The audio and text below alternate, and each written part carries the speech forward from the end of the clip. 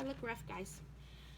Sorry for my appearance. We spent the weekend at a baseball tournament, and I am red and sunburned, and my hair is still wet from my shower. So I apologize for how I look, but here I am. I've got quite a few packages to unbox and review today, just because I've been stockpiling them and it is time. But first, this video is actually going to be made in two parts, and my cat may walk across the screen here in a second, and I apologize for that, but there is no making her go away. But get your tail out of here. I'm sorry. Will you move? As I said, this video is actually going to have to be made in two parts. When I became a member of my sponsor, I was told that I would have to do 3 unboxings a month and post a review about them. And this month, one of those boxes has been replaced with the task of filming and posting our opinion on the riots and the protests and the racism that is going on in our country right now. Now, when we were given that task, I did not want to make this video. I tossed it back and forth. I started recording and stopped and re-recorded and deleted and put it off. I just did not want to make this video. I did not want to open myself up to any type of criticism or controversy or confrontation even. I just didn't want to do it. And I put it off so long that I am now at my 11th hour. So it needed to get done, and I really don't even know how I'm going to do it or what I'm going to say. So bear with me here. Again, this is my opinion. I am not coming for you for your opinion, so please don't come for me for mine. So here we go. When I started recording this video, I thought about the things that I could talk about. And I thought, well, I am going to start with the whole catalyst that put the ball rolling on this situation right now, which would have been the George Floyd murder.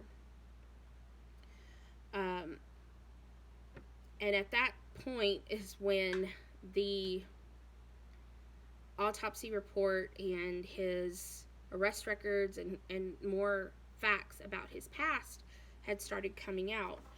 And then I thought, well, I don't really want to talk about him then, because I don't want to be viewed as being on this side of well, to put it frankly, a criminal. But I also firmly believe that his death was wrong. So there's a hard way to be on both sides there, and I didn't want to try to explain that or anything, because for every opinion there's going to be 10 other people that have a different opinion, and I just wasn't up for that. So I thought, well, there are lots of different people that I can talk about without talking about him that still touches on the situation at hand, which is the systemic racism that we are fighting, the injustice and all of that. There's, in most recent cases, there's Ahmaud Arbery, there's Breonna Taylor.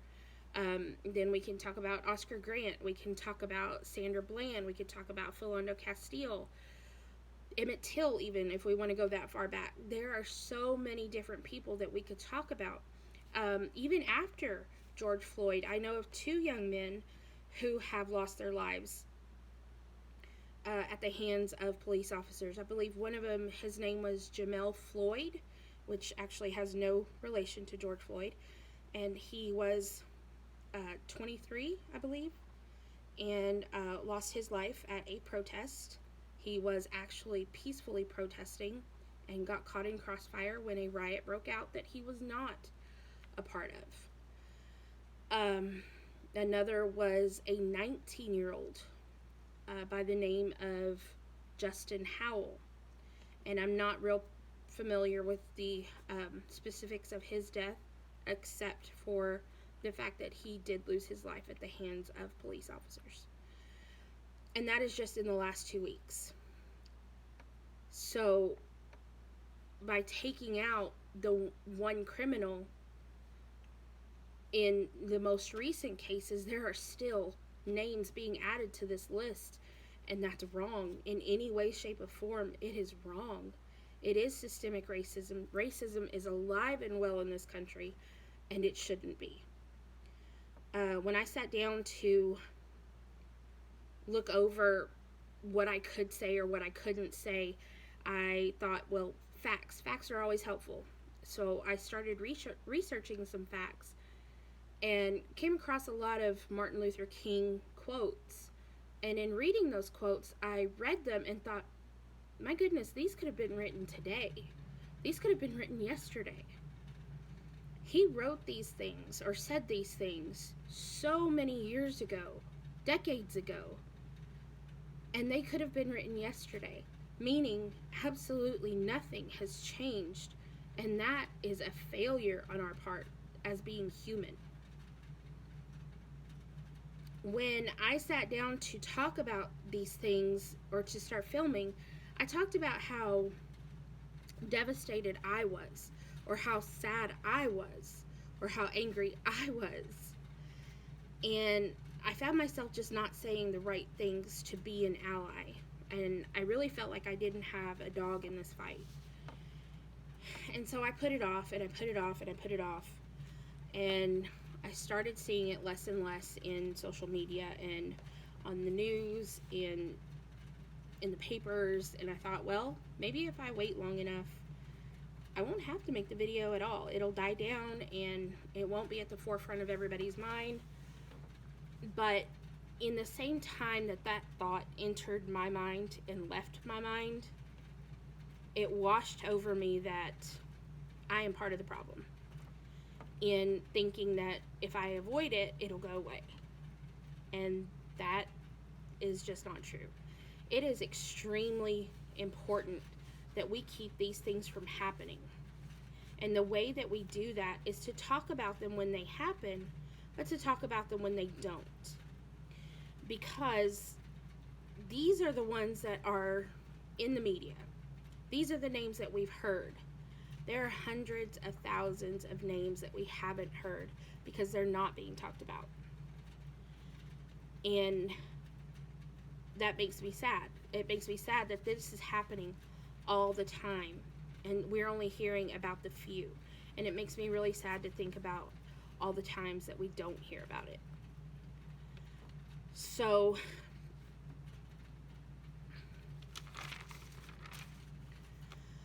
I don't want to come across as being all preachy and telling you, listen to me, I know what I'm talking about, I know more than you, because I don't. I really don't. I don't know more than you. I'm still learning. I'm still trying to educate myself.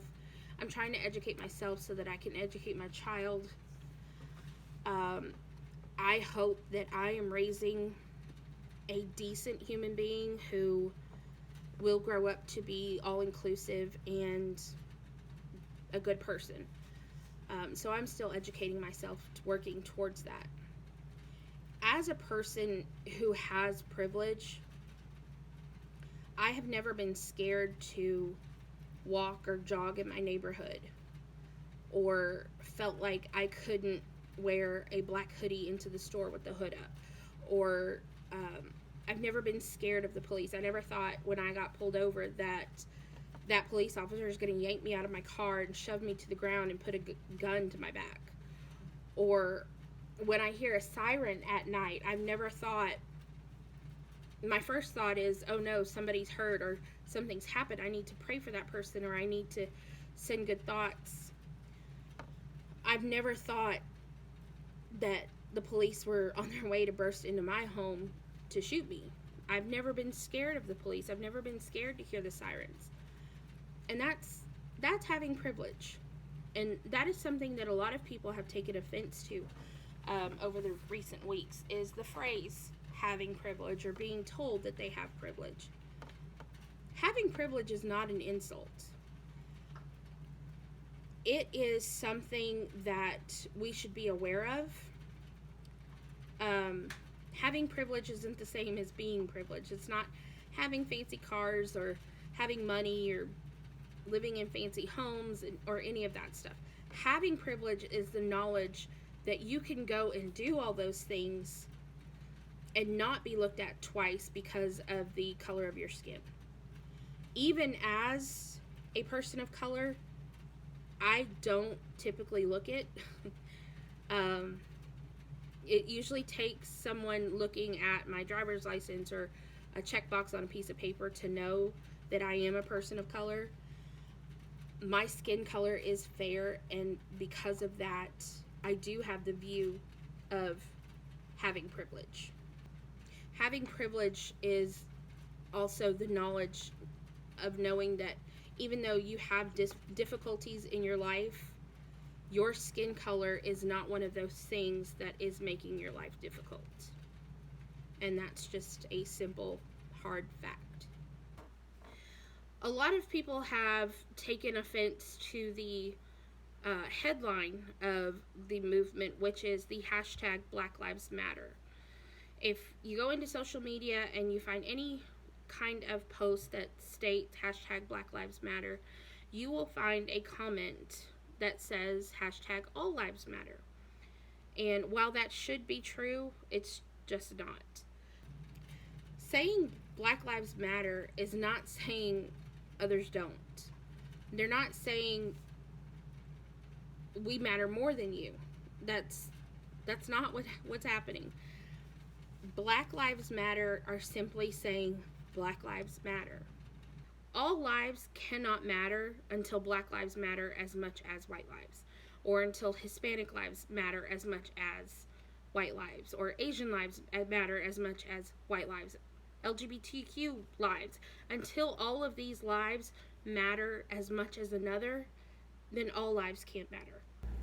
I don't know if it is the time right now, or if it's just that we're all a little more aware. I don't want to use the term sensitive because it doesn't feel right to say sensitive. I feel like we're all more aware of what's going on around us. But just in the few recent weeks, I've noticed more acts of racism or injustice, or unequal injustice, that I care to. For example, this didn't happen to us directly, but my son plays baseball, and at one of the ball games, we heard a situation, and I had actually read about it before as well on social media, where one of the teams had a black pitcher who was pitching, and the opposing team was in the dugout making ape noises and calling him a gorilla. And in them telling me that, my blood was boiling just in them telling me that, telling me the situation, telling me what happened. And then when they brought it to the attention of the opposing coach, he kind of flimsily apologized and said, well, you know how kids are. And as I understood it, the coach ended up calling the next day and apologizing more thoroughly, but that damage had already been done. That young man had already heard it. His family had already heard it. Those feelings were already put in place. Like a piece of glass, you can't unbreak it. So, the apology was kind of useless at that point. But the fact that these children, these are 12, 13-year-old children, are doing this just tells you that this is what we're teaching. They're teaching these children that. And I don't understand it. I mean, none of us are born with hate in our hearts. We are not born hating anyone. That is taught. And as long as these children are being taught that this racism is going to be in our lives and in our children's lives, in our grandchildren's lives, and it's never going to be okay. And I really was hit with that a couple of weeks ago when my 13-year-old was watching the news and was watching an instance of a riot, and he referenced my 8-year-old nephew and my 2-year-old niece and said it's a shame that they will have to grow up in this. And I said, well, you're only 13, you're still growing up, this is your world too. And he says, no, it's too late for me and kids my age, this is the world we have. And I thought, my 13-year-old has given up hope on humanity already. Did I do something wrong to destroy his hope, or was that society? And I think about all that I have done and all that I have tried to do, and I know for a fact that my son does not see color. And I know that people say you're not supposed to say that, but that's the God's honest truth. We have 3 children on our actual street who are black. And if you ask him what is the difference between you and the neighbor next door, he's going to tell you that she's a girl and I'm a boy.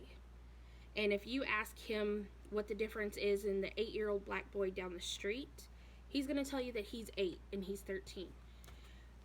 And if you ask him the difference between him and the 13-year-old boy that lives catty corner from us, he's going to tell you that he likes basketball and I like baseball. My son doesn't see color, and I don't understand how hard it is for other people to teach the same thing, because I didn't even do anything out of the ordinary to make him that way. I just didn't do it myself.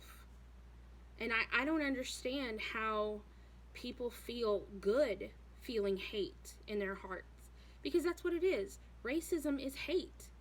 It is the hatred for someone who is not your color. It doesn't feel good to hate. Anytime you are mad at someone or you're arguing with someone, you never feel good. It does not feel good, and I don't understand why people don't want to feel good all the time. Another instance that I saw was actually 2 different videos. One I'm sure plenty of people have seen. It is the video of the older white gentleman who was shoved by the police and fell backwards and hit his head on the concrete, and the blood started pooling under his head. And if you go into the comments on that video, it was a terrible thing. It was a terrible, terrible, horrible act by the police. If you go into the comments, you see comments such as praying for him, or that poor man, or how dare they, or get that man some help. Every comment was supportive of the older gentleman. And a little while later, I saw a video of a black pregnant woman who was standing in a peaceful protest. It was not a riot. It was not an angry mob. They were simply standing, holding their sign. She was holding her sign. She had a face mask on, but you could tell that she was pregnant, and she was black.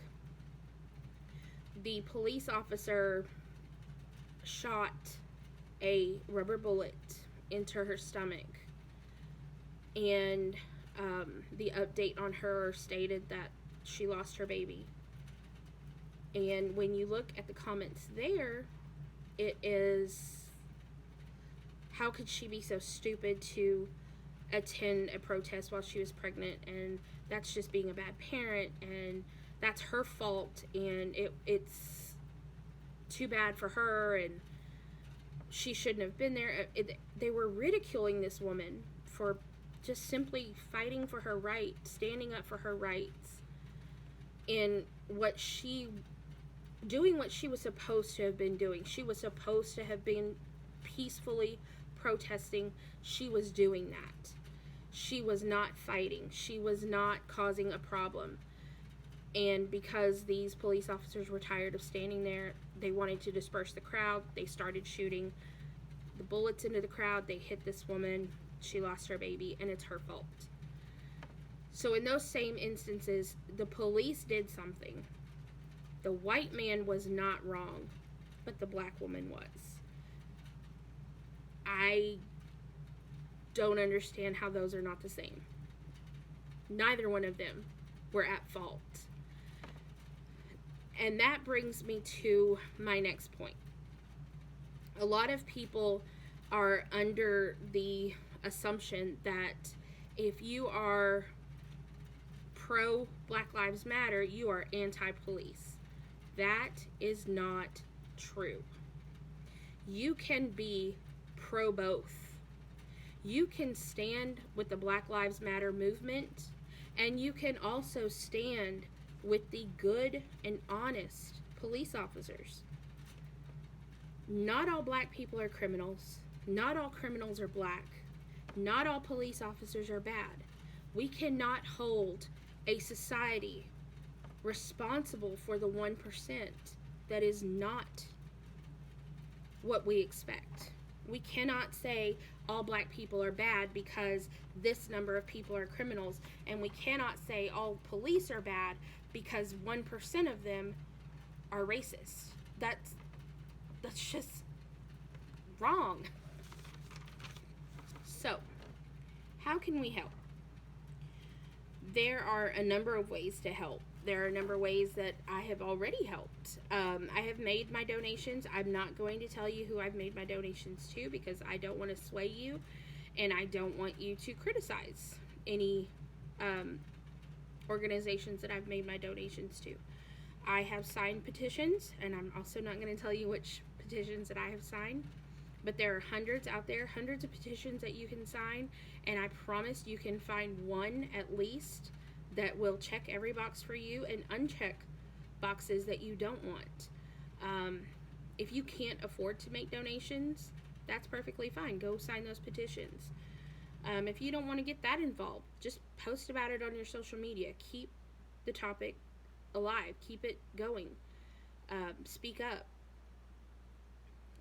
Share your opinion. Share your voice. Just share. Another way that you can help is to correct racism. Your grandpa or uncle or whoever it is that's in your family that might show a little bit of racism, correct them when they say something wrong. Maybe say, Grandpa, that joke you just told, it offends me and I wish you wouldn't do that. You're probably not going to change their mind. You're probably not going to get an apology from them, but at least you have spoken your piece, and maybe you put the thought in their head for the next time, and they might take a second to think about what they say again. Again, don't be silent. Silence is complicity. If we are being complicit, we're saying that it's okay, and none of this is okay. Realize that as humans, we all make mistakes. We are humans. We make mistakes every day. Realize the mistakes that you have made, apologize for them, and learn how to not make that mistake again. We have to be better. We have to do better. And that's just it. It's simple. Do better. Racism is not okay. Do better. Educate yourself. Speak up. That's it. I am not black, but I understand you. I am not black, but I hear you. I am not black, but I stand with you. Thanks for watching.